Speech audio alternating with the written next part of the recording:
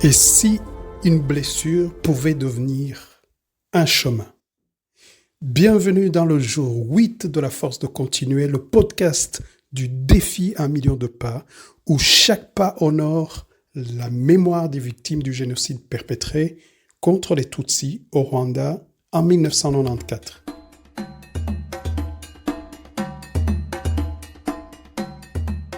Ce podcast t'invite à avancer, quelle que soit ta situation actuelle.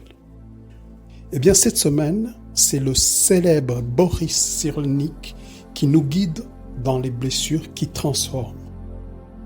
Je suis Norbert Sabimana, formateur et coach, et je me réjouis de marcher avec toi sur le chemin de la résilience. La première semaine, nous avons compris comment survivre. Cette semaine, nous allons comprendre pourquoi certaines blessures deviennent des tremplins et d'autres des prisons. Avec Alcibert, nous avons vu les 5 traits essentiels du survivant et nous avons appris à improviser, à observer et à rire face à l'adversité. Aujourd'hui, nous ouvrons un autre chapitre sur le livre « Un merveilleux malheur ». Quel titre! Eh bien, c'est un livre de Boris Cyrulnik, neuropsychiatre et survivant très connu dans le monde francophone pour avoir vulgarisé le concept de résilience. Il explore les traumatismes fondateurs, ces blessures d'enfance, deuil, silence qui marquent une vie. Pourtant, certains grandissent debout. Comment font-ils? Le livre de Cyrulnik ne nous donne pas des techniques. Il nous tend un miroir.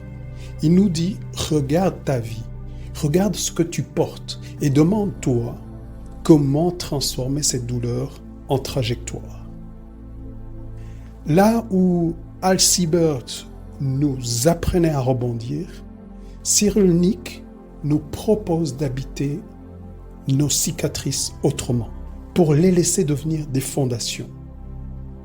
C'est une semaine plus intime, plus intérieure. Et si tu es encore debout aujourd'hui, même après ce que tu as vécu, cette semaine pourrait bien te rappeler pourquoi. Boris Cyrulnik est un enfant juif qui a été caché pendant la Seconde Guerre mondiale. Il a vu sa famille déportée. Il a transformé cette douleur en mission. Comprendre la résilience. Il dit, ce n'est pas le trauma qui fait la blessure, c'est le silence autour. En 1994, depuis la Belgique où j'étais étudiant, j'ai vécu ce silence lors du génocide perpétré contre les Tutsis. Comme beaucoup de Rwandais, j'ai perdu des proches. La nouvelle m'a frappé comme une tempête et mon corps a porté le choc. J'ai perdu mes cheveux. La calvitie est arrivée à l'âge de 24 ans. Mes amis, Jean, Thierry, Philbert, Bosco et une famille proche de ma mère m'ont soutenu. Leurs paroles, leurs regards ont été des fils pour tisser un nouveau sens.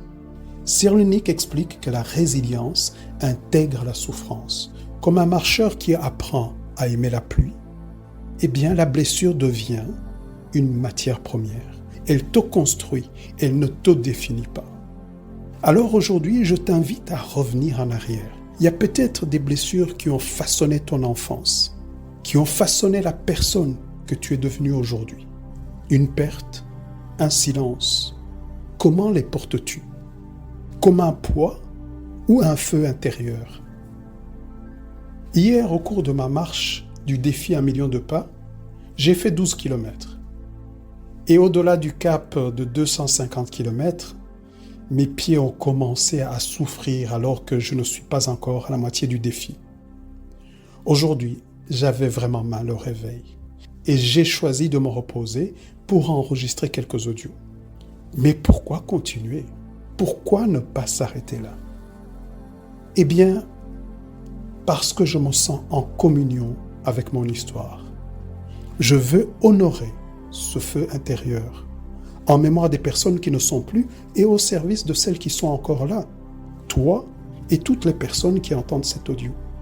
En te partageant ces livres et en continuant à marcher, j'ai le sentiment de réveiller d'autres feux intérieurs et je me sens vraiment vivant. Donc ta douleur n'est pas un frein à ta marche. Elle peut en devenir le moteur.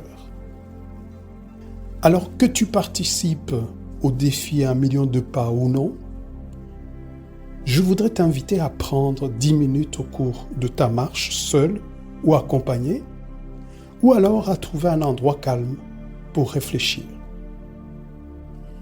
Pense à une blessure que tu portes et trouve un mot, une image qui symbolise sa transformation. Je t'invite également, si tu souhaites te procurer un cahier de notes pour garder les traces de ton voyage intérieur et extérieur. Les mots qui reviennent souvent sont courage, amour, vivant. Et les images, il y a souvent le soleil ou une personne avec les bras qui se lèvent ou un oiseau volant. Bref, les gens sont très inventifs. Demain, nous verrons comment l'attachement, selon Cyrulnik, donne à la résilience une base solide, différente de l'agilité et de l'improvisation dont nous avait parlé Alcibert la semaine passée. Au plaisir de te retrouver demain dans la force de continuer, chaque pas compte.